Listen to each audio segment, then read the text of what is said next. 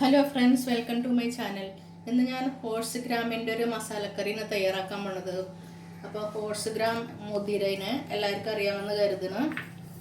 ഇതാണ് മുതിര.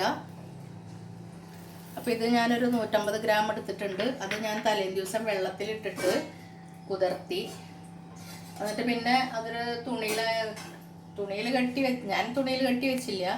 ഇത് മുളയ്ക്കാൻ വേണ്ടി വയ്ക്കാൻ ഞാനൊരു ഡപ്പയിലാക്കി വെച്ചിട്ടുണ്ടായിരുന്നു, അടച്ചു വെച്ചു. അപ്പോൾ അത് മുളച്ചു നന്നായിട്ട്. പിന്നെ ഒരു പൊട്ടറ്റോയും കൂടെ അത് വേവിച്ച് വെച്ചതിനത്. അപ്പോൾ ഇത് നമുക്ക് എങ്ങനെയാണ് തയ്യാറാക്കുന്നത് നോക്കാം. അപ്പോൾ ഇത് കുക്കറിലായാലും വേവിക്കുക, അല്ലെങ്കിൽ സാധാരണ ഏതെങ്കിലും പാത്രത്തിൽ വേവിച്ചെടുത്താൽ മതി. കൂടുതൽ വെള്ളം വെക്കണ്ട. മുതിര നമ്മളൊരു പാത്രത്തിലിട്ടിട്ട് അതിൻ്റെ മേലെ വെള്ളം നിൽക്കണ പോലെ വെക്കേണ്ട വരും. മസാലക്കറി ആകുമ്പോൾ കുറച്ച് ചാറ് വേണ്ടി വരുമല്ലോ, അധികമില്ലെങ്കിലും. അപ്പോൾ ഞാൻ എണ്ണ ഒഴിച്ചിട്ടുണ്ട്. അപ്പോൾ അതിലേക്ക് നമുക്ക് ആദ്യം ഞാൻ അരിഞ്ഞു വെച്ച ഒരു കാന്തിയാണത് ഇട്ട് കൊടുക്കാം. അതോടുകൂടെ 2 പച്ചമുളകുണ്ട് ചെറുതാക്കി കട്ട് ചെയ്തത്, പിന്നെ ഒരു 3 വെളുത്തുള്ളി ചെറുതായി അരിഞ്ഞത്, പിന്നെ ഒരു കഷ്ണം ഇഞ്ചി അതും ചെറുതായി അരിഞ്ഞതാണ്. ഇതെല്ലാം കൂടെ ഒന്ന് വഴറ്റുക.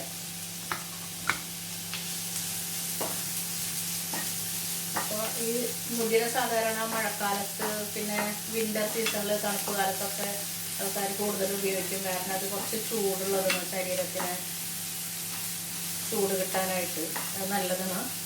പിന്നെ ഇത് നമ്മുടെ ബ്ലഡ് ഷുഗർ കുറയ്ക്കും, പിന്നെ കോൺസ്റ്റിപ്പേഷന് നല്ലതാണ്.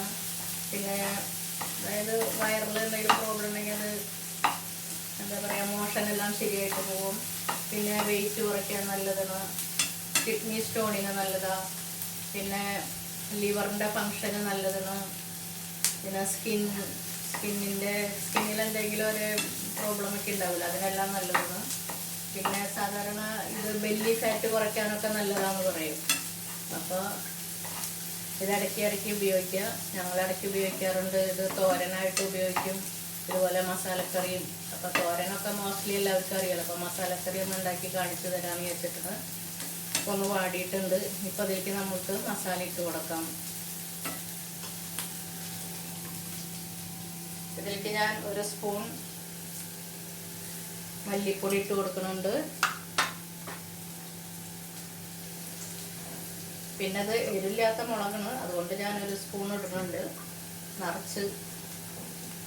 കുറേ നിറച്ചിടണില്ല, മേലേക്കായിട്ട് ഇടുന്നില്ല. പിന്നെ ഒരു 1/4 ടീസ്പൂൺ മഞ്ഞൾപ്പൊടി ഇട്ട് കൊടുക്കുക.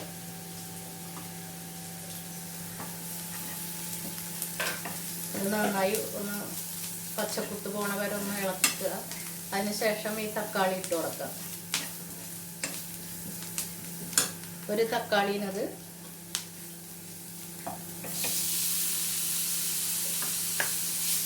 അരിഞ്ഞത് ഇട്ട് കൊടുത്തിട്ട് അതൊന്ന് വഴറ്റുക. പിന്നെ വേപ്പില. പിന്നെ ഇതിൽ ഞാൻ ഓൾറെഡി കുറച്ച് ഉപ്പ് ഇട്ടിട്ടുണ്ട് വേവിക്കുമ്പോൾ. അപ്പോൾ കുറച്ചും കൂടി മസാലയ്ക്കുള്ളത് ഇടുക, കുറച്ചിടുക. പിന്നെ ആവശ്യത്തിന് വേണമെങ്കിൽ ഇട്ട് കൊടുക്കാമല്ലോ.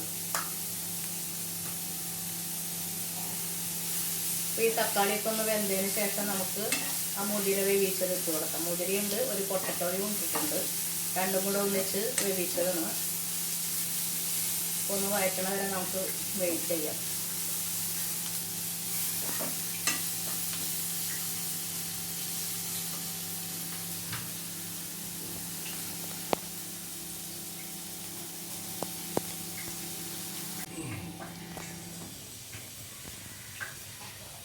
ഇത് നല്ലോണം വാടിയിട്ടുണ്ട്. തക്കാളി കാന്തിയൊക്കെ ഇനി നമുക്ക് ഈ വേവിച്ച് വെച്ചിരിക്കുന്ന മുതിര അതിലേക്ക് ഇടാം. ഇപ്പം ഗ്യാസ് കുറച്ച് കൂട്ടി വെച്ചോ. മുളകൊക്കെ ഇടുമ്പോൾ ഒന്ന് ചെറുതാക്കി വെക്കണം ഗ്യാസ്, അല്ലെങ്കിൽ പിന്നെ കരിഞ്ഞ് പോകും. ഈ പൊട്ടറ്റോ ഒന്ന് ഉടയ്ക്കാം. ഒന്ന് കുഴഞ്ഞിരിക്കുന്ന രൂപത്തിലാവും ഇത്. അപ്പോൾ അത് ചപ്പാത്തിക്കായാലും ചോറിലേക്ക് സൈഡ് ഡിഷായിട്ടൊക്കെ ഉപയോഗിക്കുക. നന്നായിട്ടൊന്ന് ഉടച്ചു കൊടുക്കുക. അപ്പോൾ എല്ലാവരും ഇത് തയ്യാറാക്കി നോക്കുക. ഇത് തടി കുറയാനൊക്കെ നല്ലതെന്ന് പറയുന്നത് വെച്ചിട്ട് എന്നൊന്നും ഉണ്ടാക്കി കഴിക്കണ്ട, കാരണം അത് ചൂടുള്ളതല്ലേ. അപ്പോൾ എന്താ പറയുക, ഏറ്റവും നല്ല സാധനങ്ങളായാലും പണ്ടുള്ളവർ പറയില്ലേ, അധികമായാലും അമൃതം വിഷം. അപ്പം അതുപോലെ എത്ര നല്ല സാധനമായാലും അത് നല്ലതെന്ന് വെച്ചിട്ട് കുറേ കൂടുതൽ കഴിക്കരുത്. അപ്പോൾ ഇടയ്ക്കൊക്കെ ഉണ്ടാക്കി കഴിക്കാമല്ലോ. ഈ വാദമുള്ളവർക്കൊക്കെ നല്ലതെന്ന് തണുപ്പ് കാലത്ത് ഇത് കഴിക്കുന്നത്. ഒന്ന് ശരീരത്തിന് കുറച്ച് ചൂടൊക്കെ കിട്ടുമല്ലോ. ഇതൊന്ന് ഒന്നുകൂടി ഒന്ന് കുഴയുമ്പോൾ നമുക്ക് എടുക്കാം. പിന്നെ ഇതിലിരുന്നൊന്ന് വറ്റിക്കോളും. അപ്പോൾ ഉപ്പ് നോക്കുക പാകത്തിന്.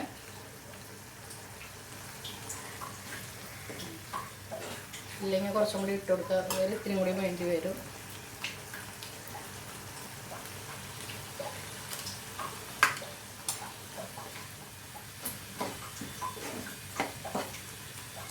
ഇനി കുറച്ച് ഗരം മസാല ഇട്ട് കൊടുക്കുക. സാധാരണ മസാലക്കറി എന്ന് പറയുമ്പോൾ ഗരം മസാല ഒന്നും ഇട്ടാലേ അതിൻ്റെ ഒരു ടേസ്റ്റ് വരുള്ളൂ. ഒരു 1/4 ടീസ്പൂൺ ഇട്ടാൽ മതി. ഇത് നന്നായി ഇളക്കി യോജിപ്പിക്കുക. നമ്മൾ തിളച്ചതിന് ശേഷം കുറുകിയിട്ടുണ്ട് ചാറൊക്കെ. അപ്പം ഇനി ഓഫ് ചെയ്യാം. അപ്പോൾ എല്ലാവരും തയ്യാറാക്കി നോക്കുക, എന്നിട്ട് കഴിച്ച് നോക്ക്. അപ്പം നിങ്ങൾക്ക് എൻ്റെ റെസിപ്പി ഇഷ്ടമായെങ്കിൽ നിങ്ങളെല്ലാവരും ലൈക്ക് ചെയ്യുക, ഷെയർ ചെയ്യുക, സബ്സ്ക്രൈബ് ചെയ്യാനും മറക്കരുത്. Thank you. മറ്റൊരു വീഡിയോയുമായി വീണ്ടും എത്താം.